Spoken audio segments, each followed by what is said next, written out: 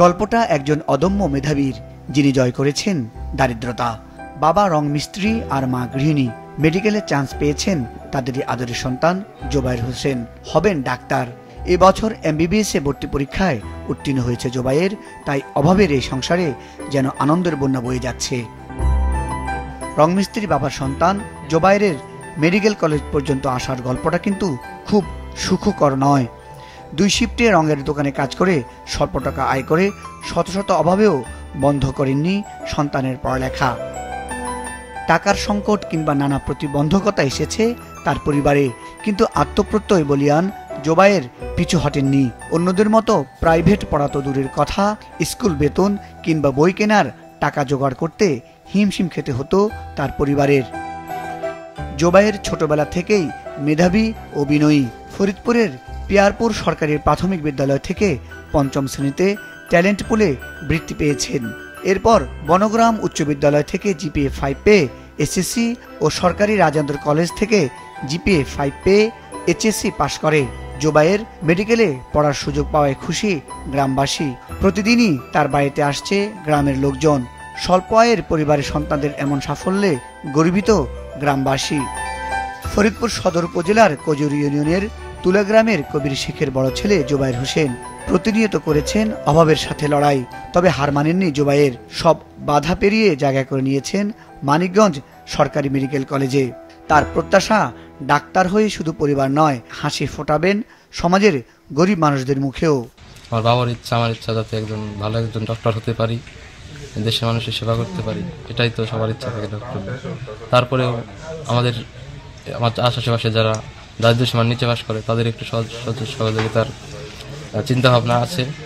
যদি একজন ভালো ইনশাল্লাহ ডক্টর হতে পারি তাদেরও সাহায্য করব, তাদের বিনা চিকিৎসা হতে পারে ইনশাল্লাহ। এই যে পুরো জার্নিটা, এটা অনেক স্ট্রাগল করতে হয়েছে আমাকে, যেহেতু আমার বাবা একজন ডেই লেবারার, তো সে অনেক কষ্ট করছে। আমাকে কখনো বুঝতে দেয়নি যে কষ্টটা, সে নিজে অতিরিক্ত কষ্ট করছে কখনো, কিন্তু আমাকে কখনো অভাব বুঝতে দেয়নি। জোবায়েরের বাবা কবির শেখ একজন রংমিস্ত্রির কাজ করলেও স্বপ্ন দেখতেন সন্তান পড়ালেখা করে মানুষের মতো মানুষ হবে। স্ত্রীও তাকে সাহস জুগিয়েছেন। ফলে সন্তানকে পড়ালেখায় মনোযোগী রাখতে সর্বোচ্চ চেষ্টা করেছেন তারা। নিজেরা না খেয়ে হলেও সন্তানের পড়ালেখার বিষয় ছিলেন যত্নবান। ছেলের মেডিকেলে ভর্তির সুযোগ পাওয়ায় তাই খুশি জোবায়েরের বাবা মা। তবে চোখে মুখে আনন্দ থাকলেও আড়ালে স্বল্প আয়ের এই পিতামাতার দেখা দিয়েছে দুশ্চিন্তা ও অনিশ্চয়তা। কিভাবে চলবে ছেলের সামনের দিনের পড়ালেখা। সকালে 6:30টায় কোচিং থাকে প্রত্যেক দিন। 2টা বছর সে সকালবেলা না খাইয়া চলে গেছে কলেজে।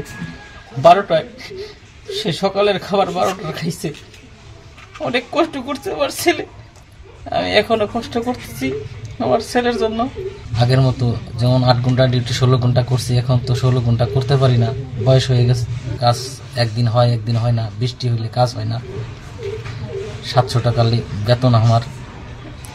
তাই যদি কোনো ধনী ব্যক্তি আমার পাশে দাঁড়ায় কিংবা যদি সরকারের কোনো সহায়তা পায়, তাই আমার ছেলের ডাক্তারি পড়াইয়া গরিব মানুষের সেবার জন্য আমার ছেলেকে আমি ডাক্তার বানাইতে চাই, আমার ইচ্ছা। আমাদের কষ্ট হলেও পড়াশোনার টাকাটা আমরা রেখে দিছি, পড়াশোনার জন্য। সরকারি রাজেন্দ্র কলেজের অধ্যক্ষ জানালেন, জোবায়ের GPA 5 পেয়ে HSC পাশ করেছে এই কলেজ থেকেই। অত্যন্ত মেধাবী একজন ছাত্র জোবায়ের। নানা প্রতিকূলতার মধ্য দিয়েও পড়ালেখা করেছে সে। জোবায়েরের এমন সাফল্যে গর্বিত তারাও। আমাদের কলেজ থেকে আমরা যতদূর সম্ভব তাকে সাহায্য করা, তার পড়াশোনায় সাহায্য সহযোগিতা করার চেষ্টা করেছি এবং ভবিষ্যতে এরকম সাহায্য সহযোগিতা আমাদের দরিদ্র এবং মেধাবী ছাত্রদের জন্য আমরা করব। আমরা তার উত্তর সফলতা কামনা করি। MBBS শেষ করে গরিবের ডাক্তার হওয়ার পাশাপাশি মেধাবীদের পাশে দাঁড়াতে চান জোবায়ের।